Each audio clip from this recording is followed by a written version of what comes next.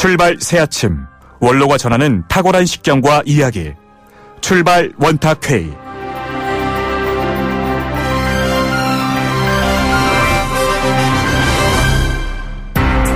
네, 원로들의 탁월한 식견을 통해서 한국 사회를 바라보는 출발 새아침 원탁회의, 현안이나 이슈의 맥락과 본질을 꿰뚫어보는 시간입니다. 지난 주말에 자유한국당 혁신비상대책위 조직 강화 특위 전원책 변호사가 해촉됐습니다. 해촉을 바라보는 시선이 복잡한 것 같습니다. 자유한국당의 혁신비대위원장에도 거론됐던 분이시죠. 박찬종 변호사를 연결해서 이야기 나눠보겠습니다. 변호사님 안녕하십니까? 네, 안녕하십니까. 네, 전원책 변호사 해촉 이후에 해석들이 분분한 것 같습니다. 어떻게 보고 계시는지요? 지금 자유한국당이 박근혜 대통령이 대통령 당선될 때의 그를 지지했던 네네.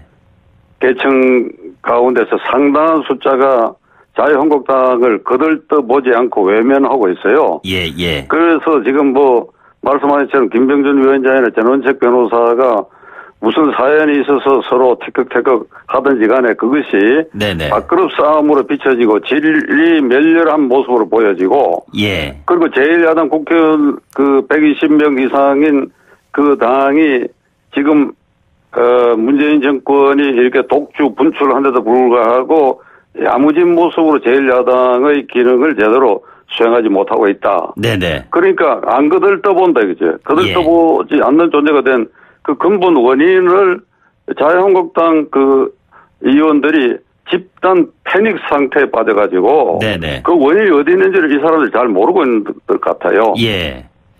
저보고 얘기하라고 한다면 네네. 이게 탄핵 사태의 수렁에서 아직도 빠져나지 못하고 헤매고 있다. 무슨 말인가 하면 박근혜 대통령이 탄핵된 것은 가장 큰 원인이 박근혜 대통령 자신에게 있지요. 네네. 그거 스스로 자초했지요.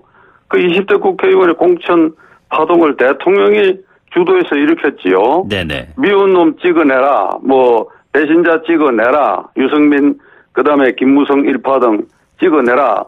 거기에 칼춤 추면서 그게 보조로 맞춰가지고 공천 파동의 보조자 역할을 했던 그 친박들 때문에 네네. 결국 상당 숫자가 공천에서 쫓겨나고 홀대받고 박해받았지 않습니까? 가령 예를 하나 들죠. 시간 관계상 한 사람만.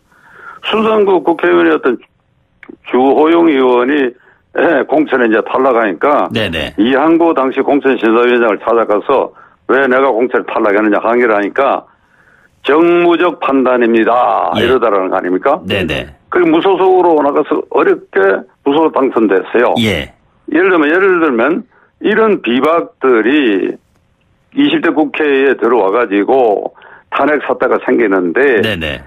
박근혜 대통령이 이들을 품고 정말 미안하게 됐다라든지 우리 힘을 같이 합치자라든지 이런 거 전혀 없이 여전히 친박들과 박근혜 대통령 이들을 외면하고 하니까 네네. 그래 이 모든 굴욕과 홀대와 박해를 참고 우리가 살신성인하는 자세로 그래도 박근혜 대통령 탄핵은 반대해야 된다. 이걸 기대할 수 있습니까? 예. 정치의 기본도 결국 인간의 본성, 감정이 작용하게 마련인데 그러니까 탄핵 대회에 이들이 참여할 수밖에 없게 됐지요. 네네. 그게 오늘날 이 당이 이 꼴로 된 가장 큰 원인인데 네네. 여기서 황골탈퇴를 하려고 그러면 친박 핵심으로서 박근혜 대통령의 공천 파동에 칼춤 추고 그리고 비박을 압박했던 그 사람들 중에 적어도 15명 이상은 정계를 떠나야 돼요. 비박을 많이 만들어낸 구성원은 잘라야 된다는 배경이시죠? 그렇죠. 그 책임이 어떤 책임인가 하면 네네. 공천 파동 거기에 직접적 원인 책임이라고 보겠다도 네네. 박근혜 대통령 그만큼 친근한 자리에 있던 친박 핵심들이라면 대통령께 각하 공천 파동을 이렇게 일으키시면 안 됩니다. 예. 비박도 전부 포용해야 됩니다. 이렇게 지나치게 배신자 찍어내기 이런 식으로 아니 수석비서관 회의에서 역대 대통령 누구도 공천을 앞두고 이런 놈을 잘라내라 저 놈을 배제하라 이렇게 얘기한 일이 어디 있습니까? 그러니까 이렇게 하시면 안 됩니다. 예. 그런 노력을 친박 핵심들이 한 일이 있느냐? 네네. 이 결과에 대해서 내가 책임지라는 게 아니라 그 원인에 대해서 그 원인 책임 그들이 친박이라 그러고 박 대통령을 감싸고 호가호위하고 뭐 좀 말씀드리긴 안 됐습니다만은 누릴 거 다 누리고 기득권을 누리면서 그 공천 파동에 대통령에게 제동을 걸지도 못하고는 그 책임을 져라 이 말입니다. 저 얘기는. 지금 저기 변호사님 그 자유한국당 비대위원장으로 거명된 적도 있으신데 만약에 그 되셨다면은 전원책 변호사를 이번에처럼 해임하지 않으셨겠습니까? 그 가정법으로 물으시니까 그런데 네네. 이게 15명 최소 15명은 잘라야 돼요. 당헌 당규 규정에 의해서 누구를 말씀하시는 거죠? 국민의 그렇죠. 잘라내야 돼요. 제명해가지고 축출해야 돼요. 그러니까 당헌 당규 규정에 의해서 안 될 것 같으면 국민의 힘을 등에 업고 무슨 수라든지 간에 잘라내서야 돼. 이름을 말씀해 주실 수 없으시고요. 지금 15명에 대한 명단이 누구누구다라고 말씀하시기는 곤란하시고요. 곤란할 하나도 없습니다. 네, 누굽니까 가만히 그러면? 한번 생각해 보십시오. 네네. 지금 사법 처리 당한 사람들 대부분이 친박들 아닙니까? 예. 그리고 거기 한번 못 해보십시오. 누구누구. 당장 떠오르지 않습니까? 그러니까 저는 구계자고 야인입니다. 그러함에도 자유한국당이 끝내 이런 식으로 소정돌에서 헤어나지 못하면 제가 그 당 기자실에 가가지고 명단을 제 나름대로 발표할 생각이에요. 적당한테. 조금 전에 홍문정 의원을 연결했을 때 한국당의 문제에 대한 여러 가지 그 문제점을 좀 지적하고 좀 그랬었는데 김무성 의원 간에 또 김무성 의원이라고 본인이 뭐 직접 거명을 하지 않았다고 얘기는 하셨는데 누구든지 다 추정할 수 있는 정도의 거명이었었습니다. 뭐 이런 분들이 다 포함된다는 말씀이신가요? 친박들의 책임은 지금 말이지 뭐 홍문종 의원이 됐건 누가 됐건 간에 비박들이 탄핵에 찬성해서 이 꼴이 됐다라든지 그런 식으로 책임을 전가시키면 안 되죠. 그런가요? 예. 전가시키면 안 되죠. 그렇게 해서 친박 그 핵심들 책임을 지고 정계를 떠나도록 하고 난 다음에 그러면 김무성, 유승민 의원 등 이른바 박해받았던 비박들은 그 나름대로 결과적으로 어떻게 되건 간에 문재인 정권 탄생이 되고 오늘날 국정에 이렇게 혼란에 빠지고 국민이 걱정하는 사태가 됐으니까 그 부분에 있어서 개성적 견제에서 우리에게도 어떤 책임이 있다. 그럼 반드시 그렇게 해야 되겠지요. 그렇게 해야 비로소 자유한국당이 대동 크게 합칠 수가 있는 것이지. 친박들이 저런 식으로 기득권 유지하기 위해서 안간힘을 쓰고 뭐 오늘 아침에도 YTN 뭐 나는 방송 못 들었으면 방송에 나와서 자기들 기득권 지킬 소리하고 이거 안 될 일이야. 이렇게 되면 안 될 일이라. 그러니까 이게. 홍준표 전 대표 같은 경우에도 재등판론 뭐 나오고 있고 이 같은 그 연장선상에서 발언들이 많이 나오고 있습니다. 어떻게 보고 계십니까?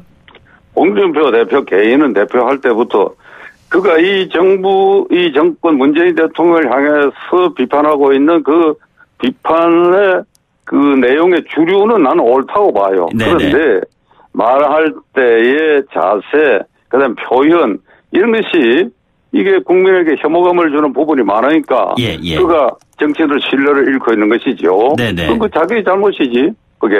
그런 좋은 재료를 가지고 좋게 포장을 해서 적당한 때 잘 말할 수 있는데 그 홍준표식으로 하다 보니까 신뢰를 잃었죠. 그러니까 홍준표 씨는 그 자신의 신뢰의 위기에 쌓여 있다. 보수대 연합 얘기 나올 때마다 태극기 부대까지 끌어안아야 한다. 그래서는 곤란하다. 양쪽의 그 입장들이 엇갈리는 것 같습니다. 어떻게 보고 계십니까? 그 모든 거 근본적으로 지금 120명 국회의원 가운데 친박 책임질 사람 책임지고 비박이 대성적 견지에서 국민에게 이러한 점에 대해서 우리의 일부 책임을 느낀다라고 하는 그러한 것이 되고 난 이후 같으면 그 이후에 뭐 태극기 부대가 됐건 뭐가 됐건 간에 포용 여부가 결정될 수 있는 것이지 근본적으로 말기암 환자에 비교될 수 있는 이 상태를 두고 그것을 적출 수술을 하지 않고 그 위에 기득권을 다 지키면서 누구를 받아들이냐 안 받아들이냐 이거 사상 누각이에요. 사상 누각. 그 논쟁 자체가 의미가 없다 이 말입니다. 자, 막상 당에 직접 들어가 보면 인적 쇄신이 쉽지 않은 모양입니다. 뭐 이런 얘기들을 많이 하고 있습니다. 현실 정치의 한계 또는 뭐 여러 가지 어려운 조건에 대한 언급하시는 분들이 많은 것 같은데 한국당이 어떤 식으로 그럼 쇄신을 해야지 된다고 보시는지요? 비상대책위원장 된 이가 비상대책위원장 되니까 그 자리를 걸고 네네. 국민의 여론을 등에 업고 자를 사람 잘라내고 예. 그렇게 해서 봉합을 해야죠. 예. 그러지 않고 자꾸 세월 가는 대로만 흘려보내고 그리고 뭘 하는지도 모르게끔 이렇게 되니까 자꾸 질이 멸렬하는 상태가 되는 것입니다. 네네. 잘라내는 정광석화처럼 해야 돼요. 예. 그럼 김병준 위원장이 지금이라도 단칼에 지금 제가 말씀드린 것처럼 이런 자세로 하면 나는 국민이 호응하라고 봅니다. 예. 잘라낼 사람부터 우선 잘라내요. 네네. 그렇다면 전당대회 전원책 변호사가 얘기했었던 6월 얘기보다는 빠른 시간 안에 해야 된다고 보시나요? 지금 전당대회 시기가 2월에 하면 어떻고 6월에 하면 어떻습니까? 네네. 2월에 하면 이 당이 이 상태로 좋아질 가능성이 있습니까? 또 6월에 한다고 해서 그 사이에 잘라낼 사람 제대로 잘라지고 하겠습니까? 예. 지금이라도 이번 주 안이라도 잘라낼 사람 잘라내야죠. 네네. 그게. 단칼에 해야 돼, 단칼에. 자, 그러면 그 구체적으로 잘라야 된다는 명단 15명 김병준 위원장한테 주시겠습니까? 언제 발표하실 겁니까? 최소 15명이에요, 최소. 한 20명 내외가 돼요. 예. 근데 이 사람들이 지금 기가 막히는 게 부끄러움을 모르는 사람들 같아, 도대체. 네네. 도대체 부끄러움을 모르는 사람 같아. 예. 그 비박들은 지금 제가 말씀드렸잖아요. 박해받고, 홀대받고, 공천에 쫓겨나고, 네네. 그런 사람들이 향해가지고 말이야. 너희 놈들 때문에 당이 이 꼴이 됐다고 어떻게 그렇게 말할 수 있습니까? 말이 안 되는 소리죠. 그게. 잘라내야지, 그게. 알겠습니다. 구체적인 인물에 대한 말씀 저희들이 한번 기회를 좀 갖도록 하겠습니다. 아니 제가 이 소용돌이 계속 된다면 제가 이게 관심 있는 원로들하고 모여가지고 명단 예. 발표할 생각이에요. 언제쯤 하실 계획이십니까? 계획이 있으면 제가 YTN에 연락드릴게요. 알겠습니다. 오늘 말씀 여기까지 듣겠습니다. 네, 변호사님 고맙습니다. 네, 감사합니다. 네, 지금까지 박찬종 변호사였습니다.